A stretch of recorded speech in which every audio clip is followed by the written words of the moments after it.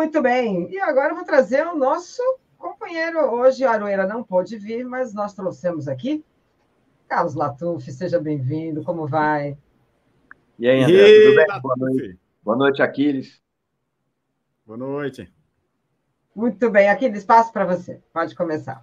Bom, vamos falar um pouco da guerra, Latuf. A guerra Israel, Gaza, o genocídio, o massacre, que você já vem testemunhando graficamente já há muito tempo, né? Eu estava dando uma olhada aqui.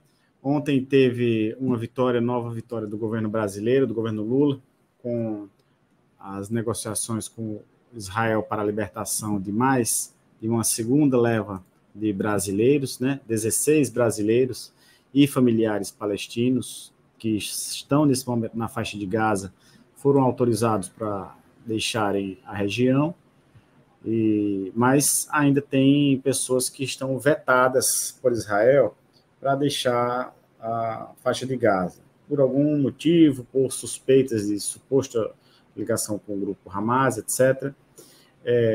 Eu queria te ouvir um pouco como é que você está assistindo, vendo, né, interpretando o estágio atual do conflito e também a situação dos brasileiros que ainda estão lá em Gaza e os esforços do governo Lula para retirar esse pessoal e trazê-lo para cá. O Aquiles, o governo brasileiro está conseguindo trazer esses brasileiros enfurnados em Gaza, né, cercados em Gaza, a despeito do governo de Israel. Né? Porque se depender do governo de Israel, esses brasileiros voltarão em caixões. Ou talvez nem em caixões, porque do jeito que a coisa vai, bombardeando hospitais, bombardeando escola, bombardeando igreja, vão trazer...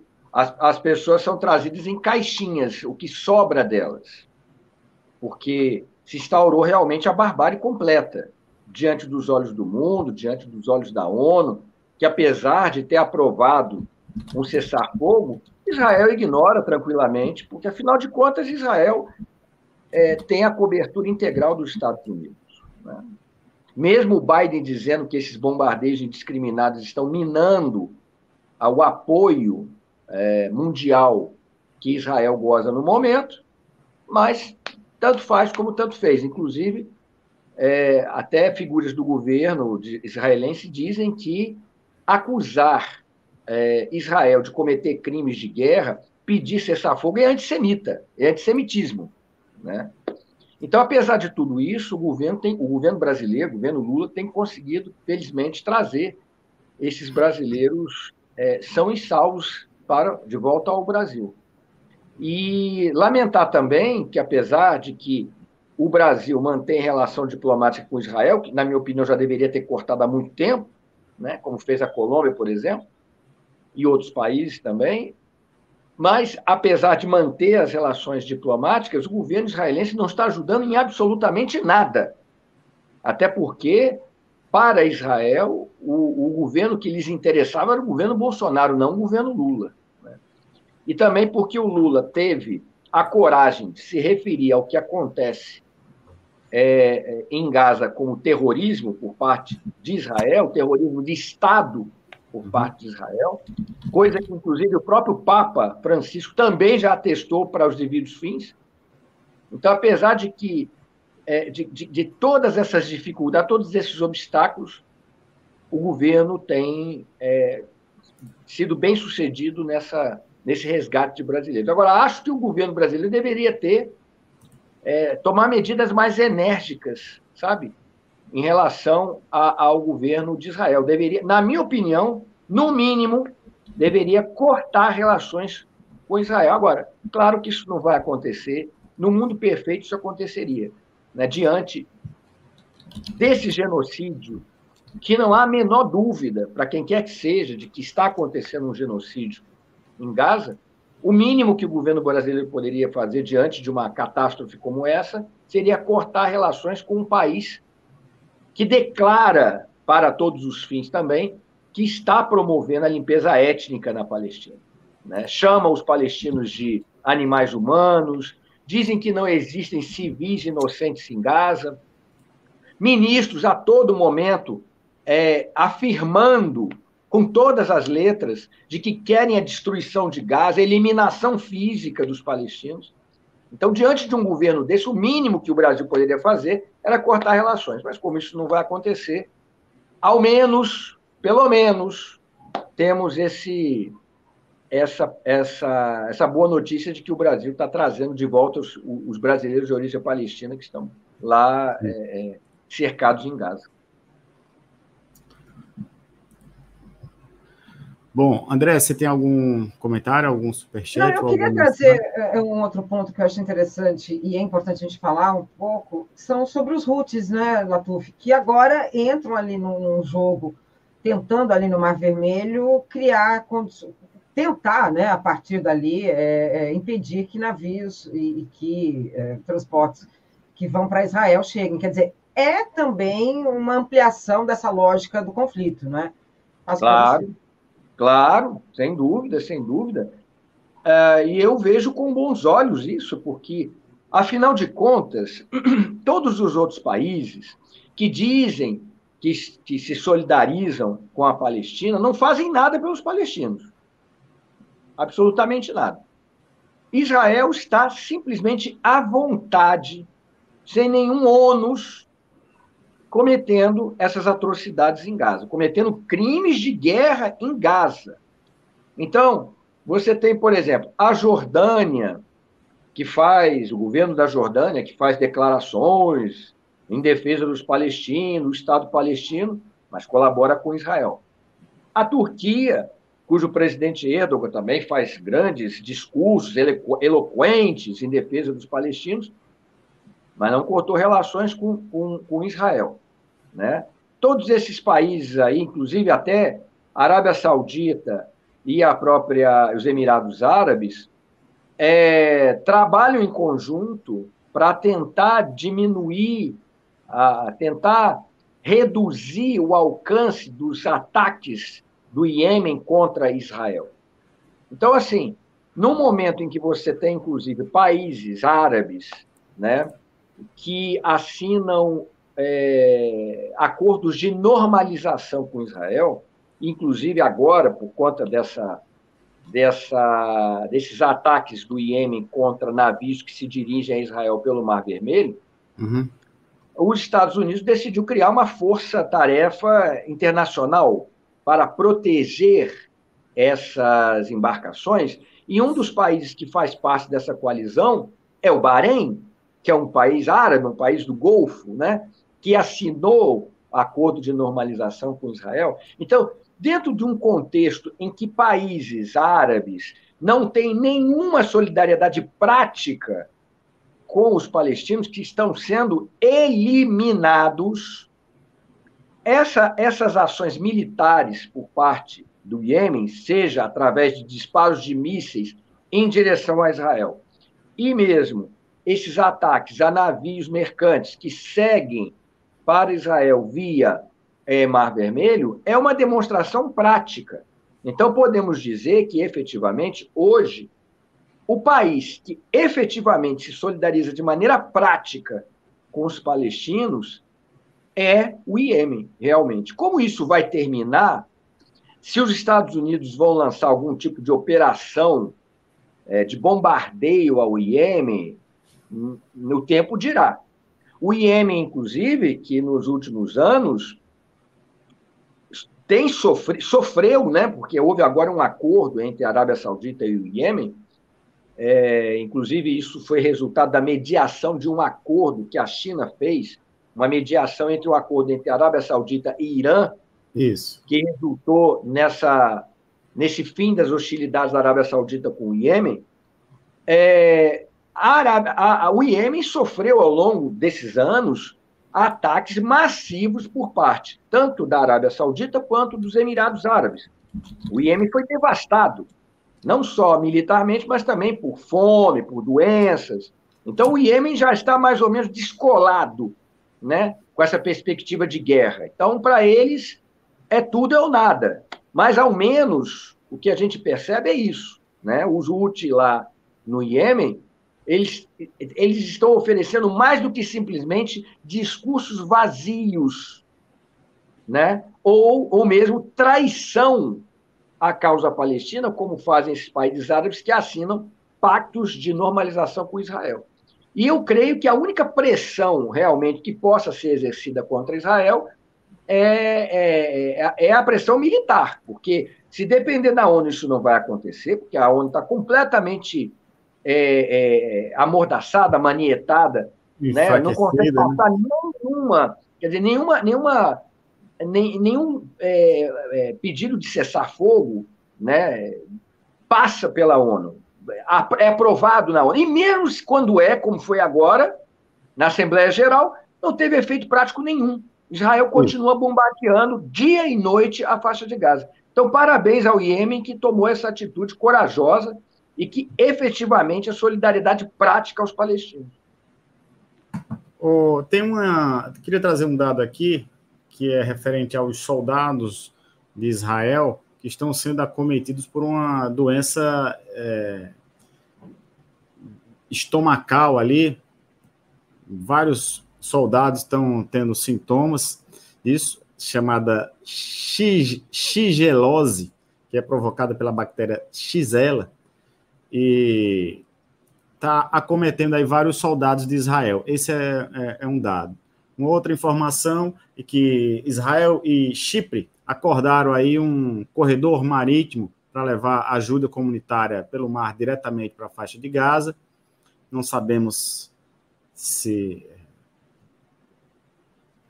quando isso vai ser operado, mas a notícia é de hoje. Estou lendo aqui na CNN dos Estados Unidos. Nesse conflito que já matou, André, Latuf, comunidade que nos acompanha aqui, mais de 20 mil pessoas oficialmente, né, segundo a contagem oficial. 50 mil feridos, desses 20 mil, a maioria absoluta de mulheres e também de crianças. O mundo assiste isso impassível, leniente, muitas vezes apoiando, né, a toda essa tragédia. Eu tenho uma impressão de que todas essas imagens de violência de crianças assassinadas, mortas, embaladas em lençóis brancos e outras cenas trágicas ficaram normalizadas. Você está ali na internet, no seu X, por exemplo, e você vê essas cenas e elas se compõem com a paisagem do dia a dia, das outras notícias, né?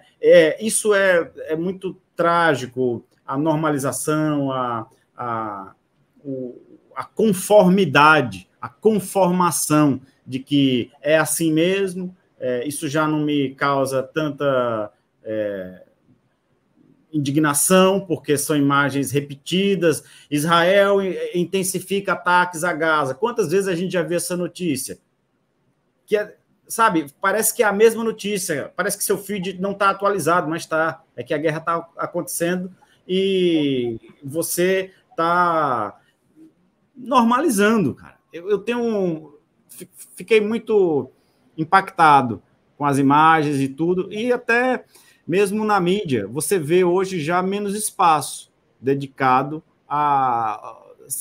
já era uma cobertura pró-Israel. Agora, a meu ver, me parece que está sendo um registro, assim, ao longo do noticiário, né, para dar uma satisfação mínima ao telespectador, à população, ao público, leitor, que acompanha esse conflito trágico, né?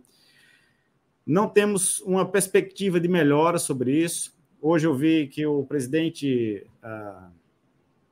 israelense declarou que Israel está aberto a um novo cessar-fogo, né, lá na faixa de Gaza, mas, enquanto isso, vai bombardeando o que sobrou de civilização daquela região ali, né?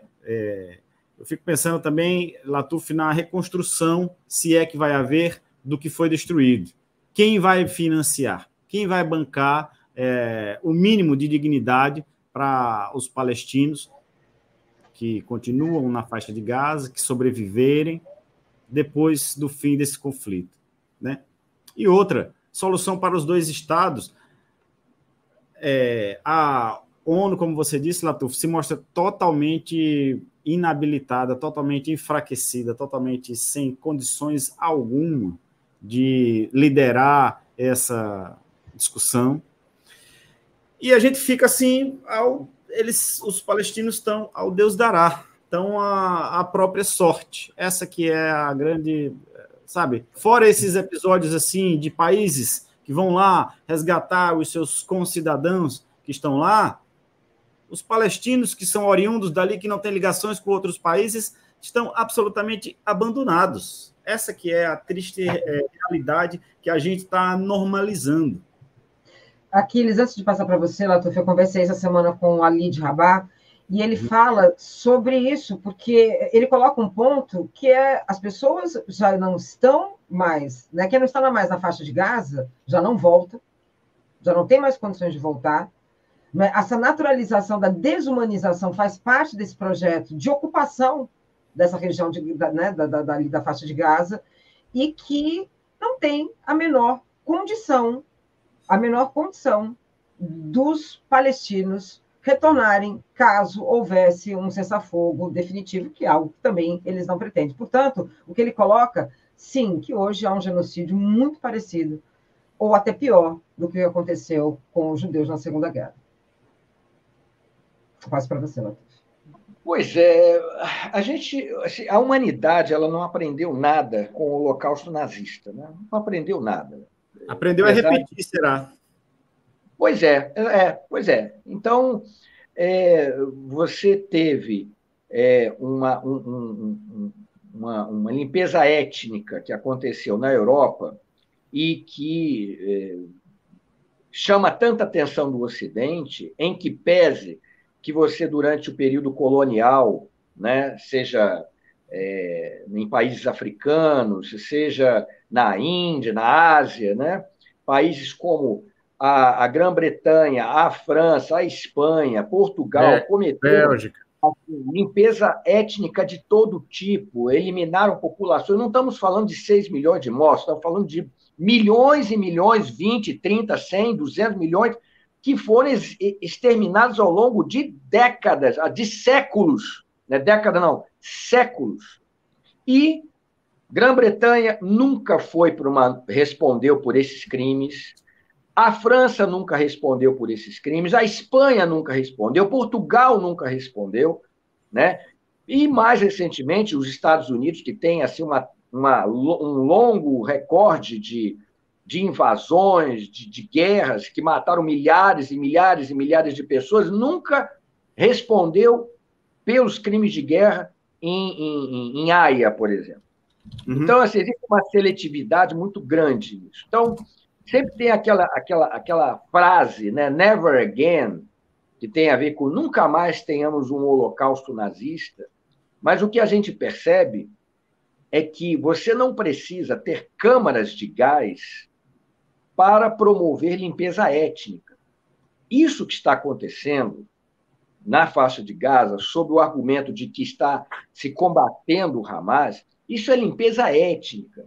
Porque quando você bombardeia escola, hospital, igreja, você tem a maior parte dos alvos sendo civis, isso, na lei internacional, é limpeza étnica, é crime de guerra, é crime de lesa humanidade. Mas crime de lesa humanidade parece que serviu, nos últimos anos, para Ruanda, que de fato foi um genocídio, para a guerra na Bósnia, né, que de fato foi uma limpeza étnica. A gente viu lá Slobodan Milosevic levado ao banco dos réus. Exato, mas parou por aí. Não vimos franceses que ajudaram desculpa, Latuf, os Hutus a genocidar a sua população em Ruanda, irem para os bancos dos réus. Aliás, a França ainda hoje abriga, né, generais que participaram do genocídio de Ruanda. E a França também não respondeu pelos crimes que cometeu de lesa humanidade na Argélia. na Indochina, que é o atual Vietnã. A coroa britânica não respondeu pelos crimes cometidos durante a colonização naquela região da Índia, né, que foram crimes de séculos que a coroa britânica cometeu. A Espanha nunca respondeu por ter eliminado da face da terra as populações inteiras de maias, incas. Nunca respondeu por isso. Então, infelizmente, assim, a diferença aqui do que acontece hoje, o que acontecia no passado, é que no passado você não tinha tanto acesso às informações. Você não via, por exemplo, dependendo de onde você estava, você não via, por exemplo, as cenas dos massacres cometidos pelas tropas coloniais. Você não via isso. Não tinha registro. E, mesmo que tivesse, não tinha a profusão de imagens como tem hoje. Hoje, você vê ao vivo. Você vê o bombardeio ao vivo. Você vê fotos feitas pelas famílias das vítimas. Então, você recebe hoje muito mais informação. O grande problema é que você recebe essas informações, você é informado, mas nada pode fazer. O que a gente pode fazer, Aquiles? Isso. Você, como jornalista, o que você pode fazer, o que lhe compete a fazer, é o que você está fazendo. Né? Informar, colocar para o seu público, né? Andréia, abrir para discussão, para o debate, expor esses crimes. O que eu posso fazer como chargista é o que eu faço, através do traço, apoiar a causa palestina, denunciar os crimes de Israel. Mas isso, no final do dia, não faz diferença para os palestinos. Isso não impede que Israel cometa impunemente crimes de guerra, crimes de lesa humanidade. E sem falar, né, Latuf, que... Desculpa, pode falar, pode continuar. Não, pode falar. Não, eu queria dizer que tem a questão da fome também, que está sendo utilizada lá como uma arma de guerra. Que foi utilizado também na Índia. Que foi utilizado na Índia também, pelo mandato britânico. Ou seja, o que a gente está vendo, na verdade, Aquiles, é uma coisa antiga com uma roupagem nova. Essas atrocidades todas, elas sempre foram cometidas. Agora, dependendo de quem comete, terá ou não punição. Essa que é a grande questão. E a normalização tem a ver com determinados povos. Por exemplo, se as operações... Vou trazer por um exemplo aqui para o Brasil. Se as operações policiais que matam pessoas nas favelas matassem brancos e classe média, não continuariam acontecendo. Não se normalizaria. Aliás... Quando mataram na redação do Charlie Hebdo um punhado de chargistas franceses, o mundo ficou chocado. Houve uma manifestação em Paris que reuniu vários presidentes, teve o Netanyahu, teve o Hollande, que na época era o presidente da França, teve o presidente de tudo, da Alemanha, inclusive o Abbas, presidente da Autoridade Palestina, estava lá para protestar contra o terrorismo islâmico, para se solidarizar com as vítimas do atentado contra o Charlie Hebdo. Todo mundo se solidarizou. Isso não pode acontecer. Francês branco morto não pode acontecer. Nunca. Aí sim, é never again. Agora, morre árabe, morre africano no Sudão, morre afegão. Quem se importa? Quem chora por essa gente? Quem chora por preto e pobre em favela? Eu nunca me esqueço do Iuca, no leito de hospital, falando para mim, falando sobre as pessoas matáveis.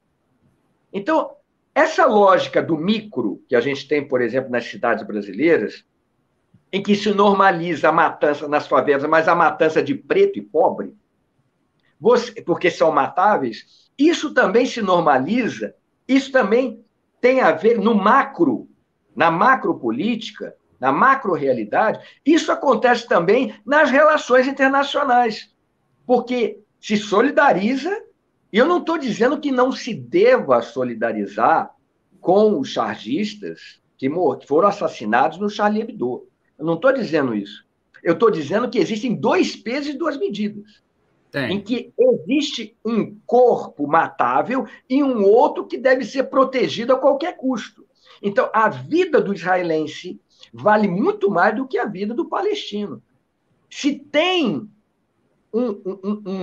uma solidariedade maior, do mundo ocidental, inclusive, pelas vítimas de Israel, mas não pelas vítimas da Palestina, que são a grande maioria. Infelizmente, essa lógica que a gente conhece aqui nas favelas pode ser muito bem aplicada em Gaza. São os corpos matáveis. Inclusive na forma como eles colocam, porque quando eles liberaram palestinos, eles liberaram presos palestinos. E quando liberaram israelenses, liberaram reféns. Né? Então, é essa questão que é ideológica e eles vão pautando dentro de uma lógica, né, para o Ocidente há 75 anos, né? 76, né?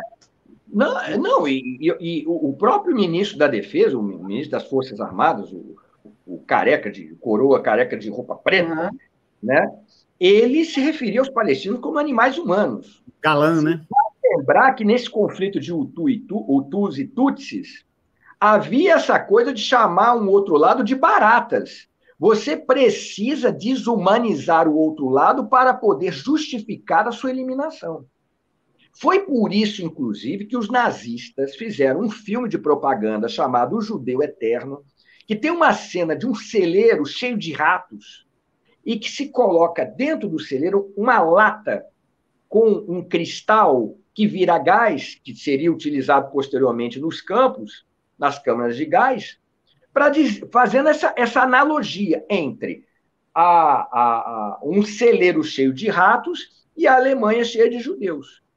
E o mais incrível é que você tem gente do governo israelense que faz a mesma comparação. Faz a mesma comparação. De que os palestinos são ratos que precisam ser eliminados. Isso o Freud, inclusive, se tiver algum psicanalista aí, pode falar melhor do que eu, chamava de retorno do recalcado. Isso é o retorno do recalcado.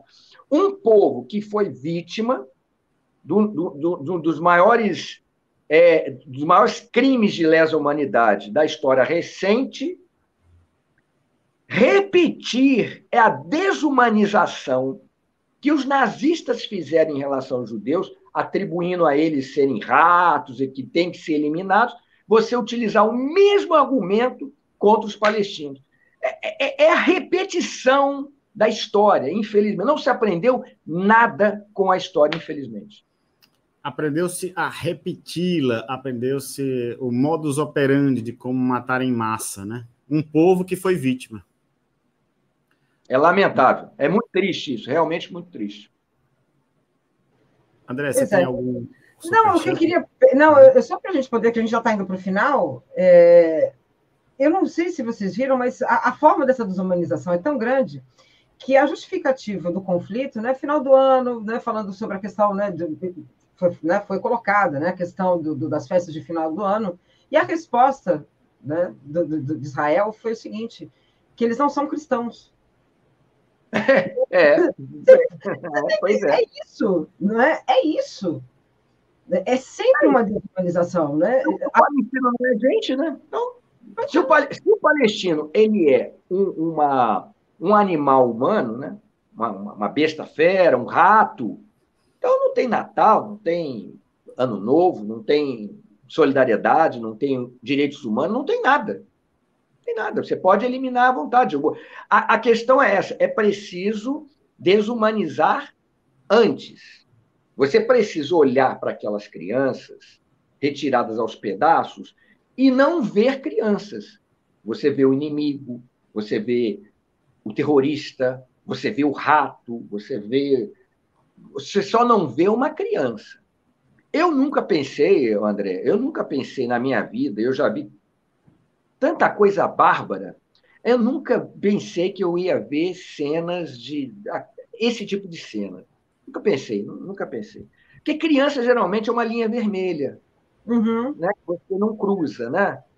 Matar criança, né? Bombardear escola, hospital, bombardear hospital, UTI neonatal. Isso é uma coisa que assim foge, né? Quando você imagina uma guerra, você não imagina isso, né? Então, eu nunca pensei que eu fosse ver isso. Eu tento até escapar dessas imagens, mas quando eu estou lá no Twitter pesquisando, que faz parte do meu trabalho, né? Está sempre informado para poder fazer a charge, invariavelmente eu vejo essa cena, mas assim, a retina, eu passo rápido, mas a retina captura. Infelizmente, eu vou ter que conviver com essas imagens na minha retina, infelizmente. E aí é que a gente vê o tamanho, né, da forma do genocídio. A Cris Mota colocou assim: não são só crianças, homens, mulheres e jovens, né? Cruel, cruel. É uma questão étnica e é um genocídio. Se você mata mulheres e crianças, basicamente acabou. Então, e não tem, por isso que o cessar-fogo não tem. Né? O cessar-fogo é, enquanto houver palestinos, eles vão passar por cima. Agora, até quando a gente vai ver os líderes mundiais Mas também? você vê Isso, né? André, como que essa ideia dos direitos humanos ela é muito flexível, É, é. né? Então, quando você fala, por exemplo, de violações de direitos humanos, o Ocidente vai apontar o dedo para quem? Para a China. Vai apontar o dedo para quem? Para a Rússia, para o Irã. Agora, quando é gente do clubinho deles, aí não. Ninguém aponta para a Arábia Saudita. Ninguém aponta os crimes. Ninguém aponta Guantánamo. Guantánamo, que está em Cuba, inclusive. Uma base militar americana em Cuba. Quer dizer, ninguém aponta isso. Então, quando o direito humano é violado pelas pessoas certas, pelas pessoas de bem do Ocidente, aí está tudo certo. Porque aí são terroristas, etc. Então, assim, fica a descoberto, o rei está nu diante dessa situação. Então, não existe lei internacional de verdade. Não existe justiça. Tudo isso, inclusive, essas instituições, tipo a Corte Internacional Criminal, ela funciona assim como a ONU. Ela é controlada, ela é neutralizada pelos americanos, pelos Estados Unidos. Inclusive, vale lembrar que quando a Corte Internacional ameaçou investigar crimes de guerra cometidos pelos Estados Unidos no Afeganistão, os Estados Unidos ameaçou intervir na Corte Internacional. Então, assim, o Ocidente ele é refém dos Estados Unidos da União Europeia. Por isso que é muito importante esse movimento que a gente está vendo de multipolar. A gente tem que acabar com a hegemonia dos Estados Unidos. O grande problema no Oriente Médio é que, quando você vai tratar da questão palestina, invariavelmente você vai bater nos Estados Unidos. É os Estados Unidos que têm a primazia de determinar o que vai ou não acontecer naquela região. Então, assim, eu defendo que era preciso, quer dizer, pelo menos no mundo ideal, que outros agentes geopolíticos se intrometessem nessa questão, notadamente Rússia e China. O Irã já faz isso, de certa maneira, mas não é o suficiente. Seria preciso que China e Rússia tivessem uma posição mais decidida em relação a isso. Agora, Andréia, isso é a gente conversando aqui. Pessoas que se sensibilizam com as imagens de barbárie. Agora, do ponto de vista geopolítico, os países não se metem. Muitas vezes eles se metem por fora, né? Por fora, ele come pelas beiradas. Mas dificilmente haveria, sim, um consórcio de países para ajudar a Palestina. Foi como o Aquiles falou, os palestinos estão entregues à própria sorte.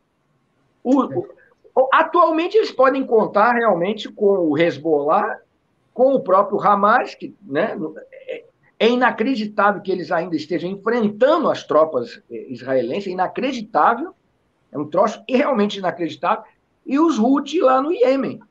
Porque, fora isso, eles estão realmente sozinhos. Então, infelizmente, se a gente lida com geopolítica, a gente tem que se acostumar com a barbárie. Porque a política, a geopolítica é a barbárie. Essa coisa de civis, só nós, seres humanos de carne e osso, é que nos importamos. A geopolítica, os think tankers, os formuladores de políticas, eles não se preocupam com isso. O mais importante tem petróleo para salvar?